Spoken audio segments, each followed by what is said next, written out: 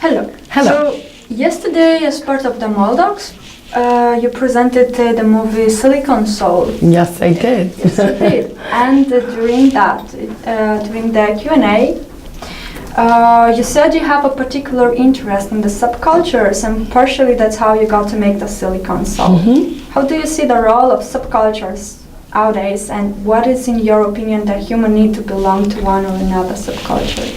Well, I think with subcultures, it's very interesting because, first of all, one of my goals is to be not judgmental. I consider myself a filmmaker who doesn't judge anything. Like I come in and I'm just taking you on a journey to discover something, right? And during that journey, I think I'm learning how to be empathetic and understanding, and I'm a listener. That's what I do. And I feel like with all subcultures are like that. All the other films, not all the films, but some of the other films I've made, it's the same. Like I'm looking for what brings us together as humans. How can we be more accepting? How can we look at what you would do if you were in that situation, for example, right? That's what I want people to be thinking about. And then in that process, we all start to understand about love and acceptance and secrets and relationships and all the things that make us human.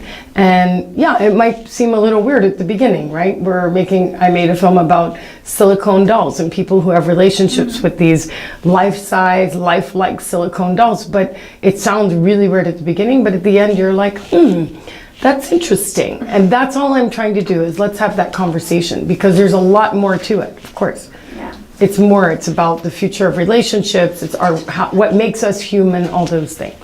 You say that the synthetic doll and the movie Silicon Soul can be, in a way, the future of the human relationships. And yesterday you mentioned it on a more strong voice. You said it's inevitable. Do you really think so? Well, it's not up to me, first of all. I think in my research from making the film, I met a psychologist who told me, and she's in the film, the psychologist who's in the film. She's the one who said in 20 to 30 years, this will be normal. And it will almost be weird that I made a movie about it. Because it'll be like, what's the big deal? Everybody has robots and dolls that talk and relationships with synthetics. It's just new for us now, so it's very scary because it's new. And I don't know if it's going to happen. I think it'll happen. From what I saw, it's already happening. So I'm just paying attention to what's happening and thinking, what does that really mean? You know, are we going to lose our ability to have relationships, have conversations with people, have responses? Like, this is how you learn, right? You're nodding at me, I'm talking to you. But what if it's a robot and the robot is, doesn't really know you and it's fake, what does that mean? It's bad, good? I don't know. I really don't know. It's like, for me, to be honest, for me, I don't like to give answers in my films. I really like people to just talk about it, because that's what I'm trying to do. I don't have an answer. I just brought you on my journey, so. Yeah, I guess it. But yeah. I couldn't get rid of the feeling while watching yesterday the movie that, at least for me, this is in a way kind of a repetition of the history. What I mean by that is the fact that in the 19th century, when the industrialization epoch began, and the technology and the machines started to take over and replace humans, but in job working relationships, not in love relationships, there were also movements that protested against that, let's say ludists. And now we are talking about different kind of things. Oh, it's the same, it's still robots, and it's still robots taking over some part of human interactions, but it's not work interactions anymore. Yeah. It's love interactions. Yes. I think that's why it freaks people out more. But to be honest, first of all, your comment is 100% accurate in my mind. I think about this all the time. 100 years ago, or more than 100 years ago, the Industrial Revolution was really upsetting to people. Like, human beings were upset that machines were doing all these things. And there are films about this, you probably know that from, assuming you've done some film studies. And I think that, for me, when I was making the film, I was thinking about that a lot, that there was that same disconnect in society during the Industrial Revolution, and people were really freaked out by it. Like, what does this mean? Okay, now after that, we see machines can do work And there's still work for humans too. But this is, we're moving into relationships and sex and love. And that's what's really scary for people. And again, I think in 20, 30 years, it won't be scary, it'll be normal. And I think that's one of the reasons why I put the husband and wife in the film, because you have a couple that decided together to get a doll because, you know, she was sick, the wife is sick. So well, what would you do in that situation? Would you rather your husband be, or boyfriend, like go around and find another woman, or did you like to have the doll? So I don't know. I don't know the answer. I just think it's really interesting. It's indeed it. I think you pretty managed already to present your movie in different contexts and to different audiences. Did you feel yesterday that the audience in Kabul was responding in a different way, or it was the same feedback that you felt or listened to, that the vibe of the audience was the same, or did you manage? I know, actually the audience was very similar to a lot of other places. A lot of the same kind of questions about the, first of all, why do I do it?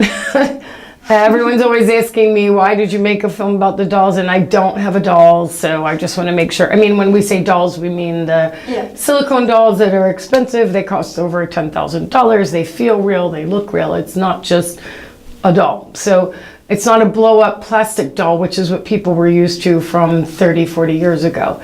No, I'm interested in human relationships and what human beings do and why they do it. And probably if I really thought about it, I would say I'm more a visual anthropologist or something like that. So I'm just kind of on this journey to do this. I'm an anthropologist, not a filmmaker. Yeah, so there you go. We're interested in similar things. I just happen to do it with a camera. Yeah.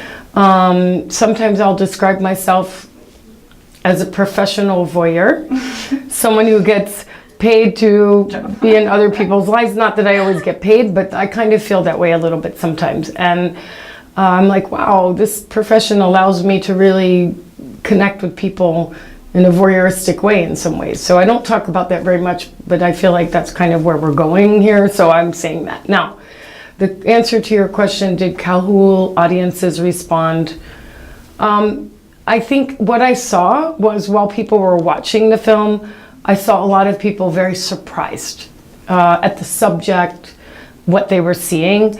But the questions that we got were very similar to the questions we've had in other festivals, right? I mean, which surprised me given the surprise. So I was sort of thinking, well, I wonder what kind of questions I'll get here. And I really liked that the questions were very similar about what is it, why did you do it, what do you think about it, a lot of people asked me, was I scared while I was filming? That didn't really come up last night, and I thought that was kind of interesting because, I mean, it is a little weird sometimes, you know, when you're in a room with somebody you don't know that's doing this strange thing and undressing a doll. I mean, some of those things were a little awkward, but no one asked me about that. So that's something that usually comes up, but for the most part, it was pretty similar, which I was happy about. But I think we have a very interesting audience here, people that are film goers, they like film, that's why they're here, they like documentaries, or they're interested in the universe, you know, and that's why they're here. So it was nice to be here for that. What do you feel, or what do you think is the relevance of such documentary film festivals as the one Moldocs, where you presented your movie here, in a city that is not the capital of the country? I love it. That is a peripheral city that doesn't have infrastructure. Brilliant. For that, yes. What is the relevance for the local community?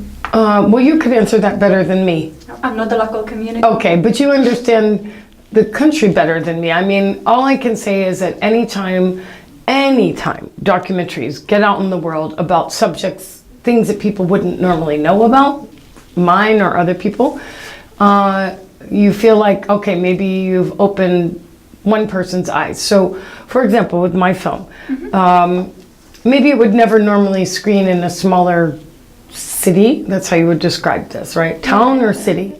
Town. Okay, so smaller town, maybe this film would never screen here. But because it's in the festival, maybe there was one person in the audience, or two, that see things a little differently from watching that film or any other film that was here.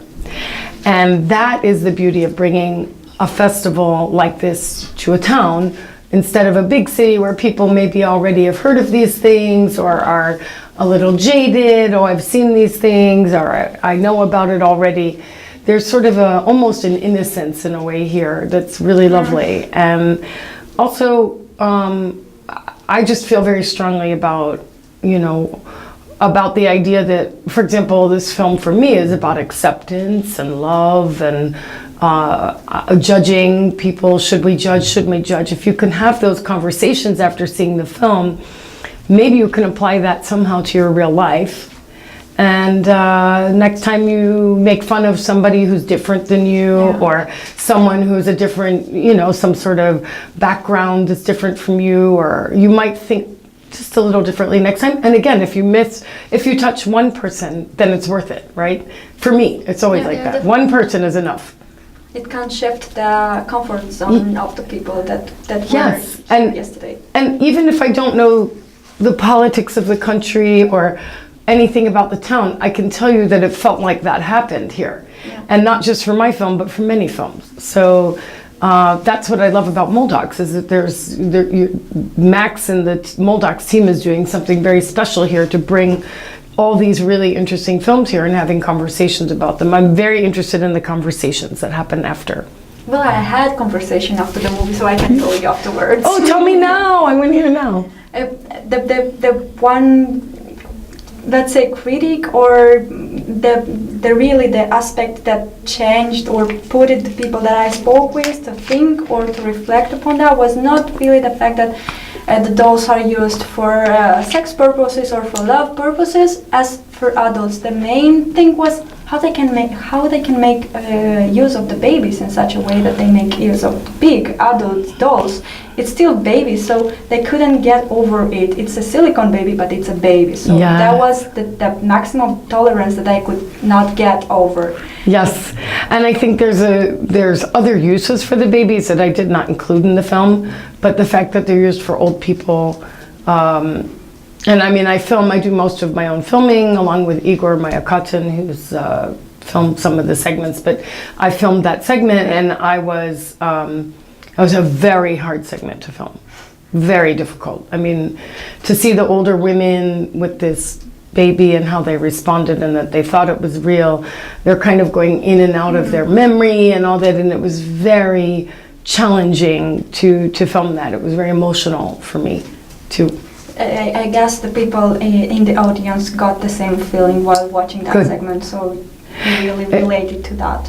A little side thing, just so you know, an earlier cut of the film many people thought it was too far away from the main theme of the film, and we took it out and then we put it back in. So it's just interesting, like making a film. Okay, that's not really what we're doing. No, it is what we're doing. And so the baby dolls was fascinating to me. I could have done more with the baby dolls, but I think other people have already made that film. There are other people who've done stuff with baby dolls before. So I tried to make a film that was more encompassing in a way of the different characters to take you.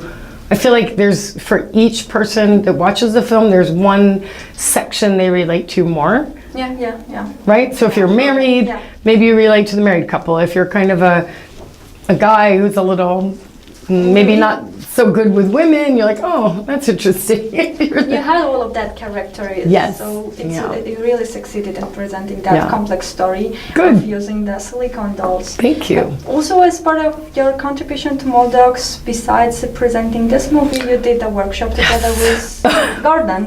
And Dumi. Yes. Tell us, how did it feel during this past 5 days? Oh, first of all, I'm so exhausted, but happy exhausted, because it was really, I think the pitching went well. So yes, I've been here for, I don't even know how many days now. Gordon and I and Dumi made this workshop together. It's my second year. It's my third year here at Moldocs. After the first year, I said, we should really do something for all these aspiring filmmakers here. Let's do a pitch session and train the emerging filmmakers here how to pitch their films so they can go out in the world and get funding and support and all that. So Max was like, yes, let's do it. Okay, Melody, how are we going to do it? So I did it by myself the first year with John Alpert. This year, Gordon Quinn came, and I mean, honestly, I have no idea if you guys have any understanding how important he is in documentary filmmaking history. He's like one of the top people in the United States for documentary history. He's been doing it for 50 years. He's made incredibly important films, and I think the students really appreciated that. So he did the first 2 days. Then we did 1 day together, and the rest of the time with me and Dumi the whole time. We couldn't have done it without her. So anyway, yeah, she's over there going, I'm gonna fall asleep now. In fact, we made the catalog this morning, very early this morning, and she got there just before the pitching started. So anyway, then we got these judges to come this year, and that was also Dumi went out and found some very high level jury members. Thanos from Thessaloniki and Simon Baumann from Germany. These are people, if you go to pitching sessions at IDFA and other places around the world, they are some of the top people that do this work. So we wanted the students here to feel what that feels like, to be with them. And so we worked very hard over the last couple of days, kind of putting their pitch to very clear, right? The first day everybody talks all this information, they tell you too much. Like, no, you are going to tell me what your film is about, you're going to do it in 30 seconds, you're going to show the video, and then you're going to talk a little more and say, what are your questions? It's hard to get there. So we really trained them hard. We worked with them on a log line, synopsis, all these things. What are you trying to say? What are you trying to say? What's your film about? So really working hard with them on that. And then this morning they did the pitching in front of the jury, and I was so proud of them. They all did great. I mean, it was really exciting, and the jury members were very impressed. I mean, very impressed. I am not just saying this. We just came from the lunch and they were wow. And it was difficult to make the selections. Like different people, well, I want this one, I want that one, I want that one, I want that one. There are many, many good projects coming from Moldova. And I am so thrilled and happy to be part of that, you know, like that I can, oh my God, I'm gonna cry again. I must be really tired. That I can be helpful in that way, you know, because I know how important that is to have that ability to go out in the world and feel confident about what you're pitching and who you're talking to. You can change, again, it's changing 1 or 2 lives, you know, it's enough. If 1 or 2 of these films get made, that's great for the industry here, for the emerging filmmakers. I just saw Colleen outside, he's here. Okay. Yeah, and he's like, yes, I went to BDC, I did this, that, all from coming from here, you know, so I feel really good about that, and hopefully it will continue, and even get more support, because we need more support. If to sum it up, after these 5 days of the workshop with the young filmmakers from Moldova, what will be your advice to the young filmmakers in Moldova? Well, probably 2 things. The most important advice I can say is just make things, okay? There were several emerging filmmakers who really I don't think had made anything before. So, I mean, this is my theory when I teach and when I do anything, even myself, which is just make things. It's okay to fail. It's okay when your microphones don't work. You'll learn from that. It's okay if it's not perfect. You'll learn from that. Like those experiences train you for the next thing. And a lot of people are afraid to fail. This is the truth. A lot of people are afraid to fail. Embarrassed, not to feel at all, but to exactly, feel embarrassed. They're embarrassed, and I don't blame them. But I understand that. But it's not. You learn from failing. Not being embarrassed from failing is a mistake. It's really just fail or succeed or do whatever, and then go make something else. Like, okay, if you say it's not, I'm waiting for a perfect camera like these cameras. That's not. Don't wait. Just do stuff with your phone. Like do something. And I saw a lot of that kind of energy today, and it was nice. So that would be my first piece of advice. And my second piece of advice is to continue this path. This is the beginning. When you do these kind of workshops and pitching sessions, where get out in the world, like start. That's how I started. I think, oh gosh, who was it? Was it Gordon? One of the, somebody we had a guest. Somebody said, just go to these things and listen. Who was that? Who said the listen thing? Monica? Was it her? I don't remember. Anyway, somebody said just go to these, because it's, oh no, it was Thanos. Okay, so Thanos said, you just come to Thessaloniki to the market. It's huge. It's a lot of people. It's a lot of things going on. And you take it all in, you just listen. Of course, you introduce yourself, you meet people, but just listen so you start to understand. How does this work, right? And then you apply what you learned and then go to the next pitching thing or the next market or the next film festival and use what you heard there and use it and then start trying these things, right? Hi, I'm supposed to have a postcard everywhere you go, right? They're simple things, but if you don't have a postcard, you're, hi, how are you? What's your project? Oh, that's nice. But if I can hand you my postcard, so I say that's also another very important thing. You go to these festivals and markets, you learn things. If you can't get there, that's fine. Still have a postcard. This is really, because even at an early stage, every project that was in there, where's the catalog? Do you have it? I don't have it. I think I left it at the hotel. No, it's somewhere. Maybe that bag. Anyway, in the catalog you can see there's a, you know, they have a production photo, a logline synopsis. They should have this. Every single person they talk to, anywhere, not just at a festival or a market, you have this. It's not a business card, it's a story. And anyone you meet could be someone who would help you make that story. Anyone, anywhere. So this is a very important piece of advice that I learned at a film market like 25 years ago. And I do it everywhere. I have one for every film at an early stage. I don't wait till it's done. This is very important. Is that good advice? Yeah. Okay. Start doing things. Don't be embarrassed to be embarrassed. Listen to the markets and to the pitchings and have postcards. Have postcard. There's a postcard. Postcard. Here, would you like my postcard? Yeah, thank you very much. Thank you. That's it. Very good interviewer. What's your name again? Lydia.